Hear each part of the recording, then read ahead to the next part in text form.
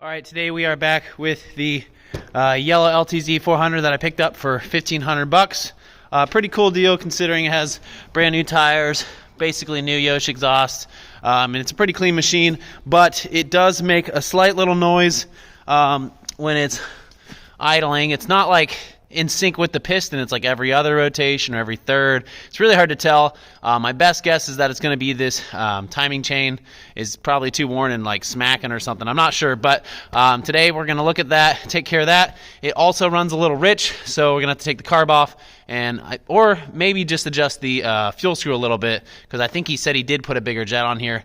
And other than that, we have to replace the reverse switch, and then this bike should be ready to go. I'm hoping to sell it for like $2,200, maybe $2,000, just for a quick little profit. But I want to get this all done in a day, so I'm going to try and go for that. So let's go ahead and jump into it. All right, just took the tensioner out. See how many clicks there are. Ready? 1, 2.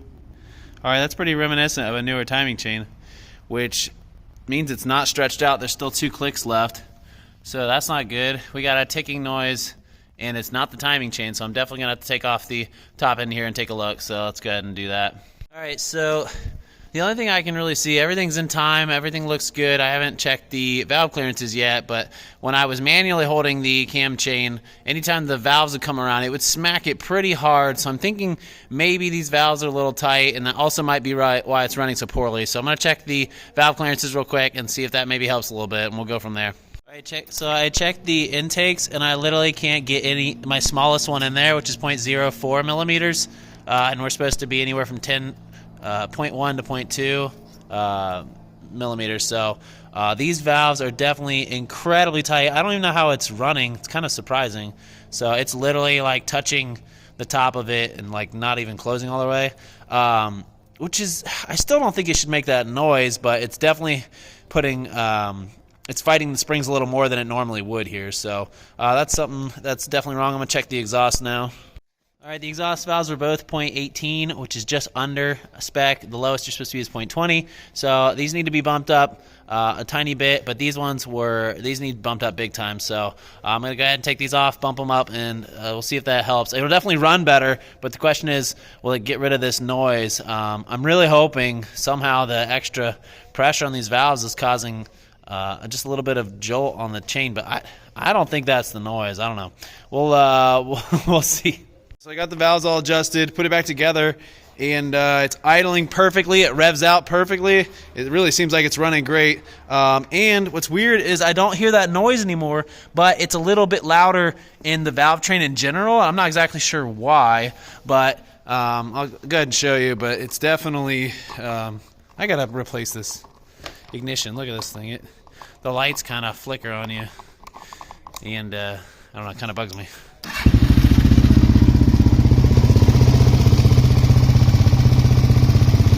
But I don't really hear that noise now.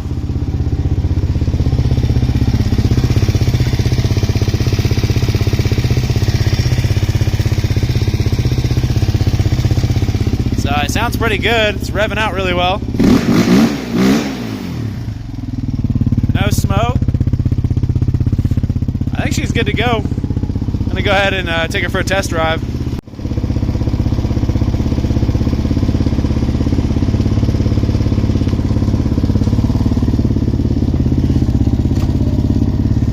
Fix the reverse on it, replace this cable.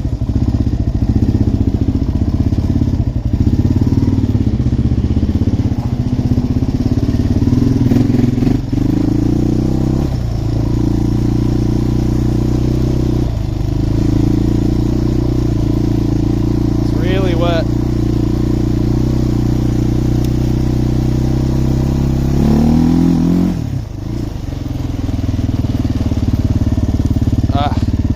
Angle of these controls are all messed up. Like it should be up here, but it's way down here. I don't know why. It's kind of weird.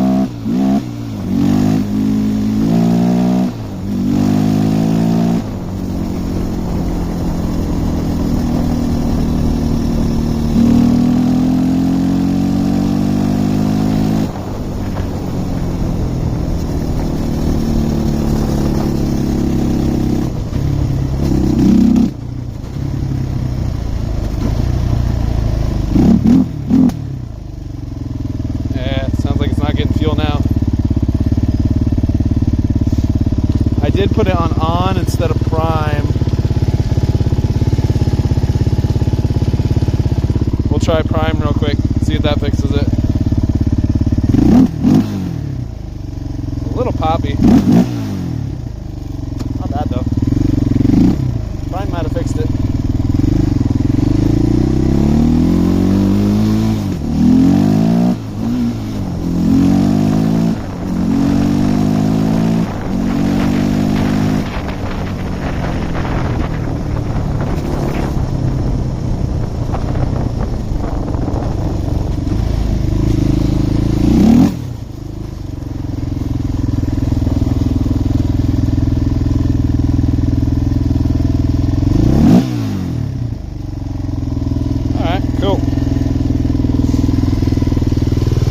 Idling a little high now that she's warmed up. She's got a tiny bit of pop.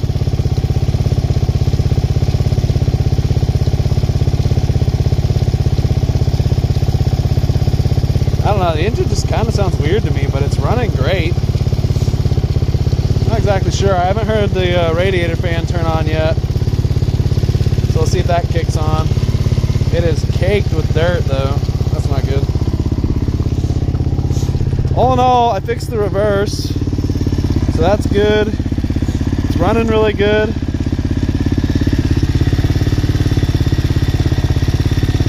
Has a pretty bad coolant leak right here. You can see it dripping out pretty fast. So I'm gonna have to fix that. That sucks. That's really running. Oh yeah, that's a good flow. That's gonna run out pretty quick. So I gotta address the coolant leak now. That's the exact same spot that it was leaking on the other one. That makes me curious what's going on, because last time I replaced the gasket on the water pump housing here and it didn't fix the leak. So, but it is coming out from right under the bottom side of this, so I wonder what exactly is going on there. But I'm gonna run it a little bit more, make sure that runs, or make sure the radiator fan turns on.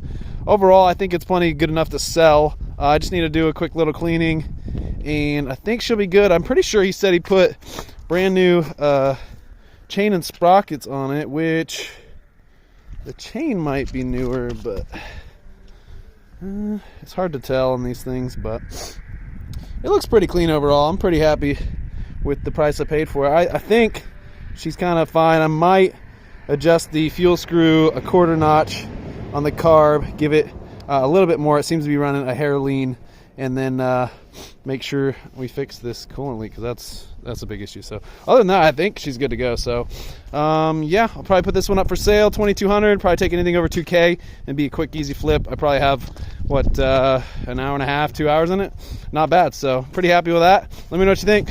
Was it worth my time? I think so. It's kind of the way I like them. You know, 2 hours, make $500-600 and call it a day. Peace out. All right, so I wanted to do one quick little part. I did replace the ignition on this. Works much better. I threw an OEM on there with the OEM Suzuki key. Fixed any of the issues with the lights and whatever. That was super easy.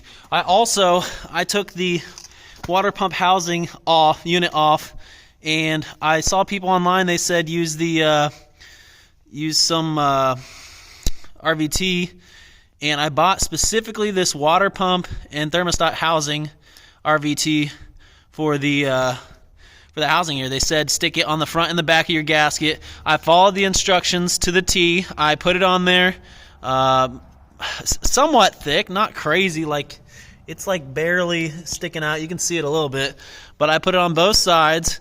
I finger tightened it. I let it sit for an hour, and then I torqued it down.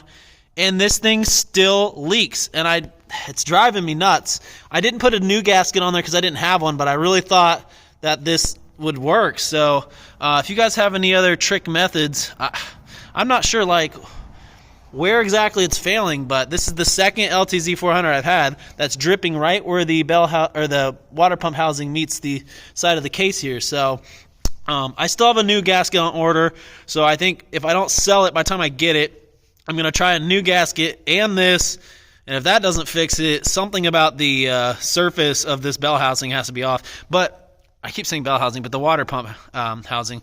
And it just, I don't know, man. It drives me nuts that I went the extra mile, put this on there, and I still didn't have success. It took me, I had to go to 3 stores to find this in my local town because apparently it's just not a very popular one. But this one has the resistance against the coolant stuff. So I went the extra mile, bought exactly what you should use for this application, and it still leaks. Now, granted, it is a much, much slower leak. It like barely drips, every, while it's running. It's only while it's running, and it's a slow drip. So it's much better off for riding right now than it was before, where you could literally see it flowing out. So I just wanted to say that. I didn't know if anybody else had any other tricks. Maybe I have to smooth the surface of it down. I don't know, but this has been it's a new consistent issue that I'm having with some of these LTZ400s. So all in all, I think she's pretty much done. So yeah, that's it for this clip. All right, so that wraps up the LTZ400 Easy Flip. Should make me 500, I think, without any issues. Still makes a little bit of noise on the top end, but it's not anything I think we need to worry about. So I'm just going to call it, and I appreciate you guys watching. I'll see you in the next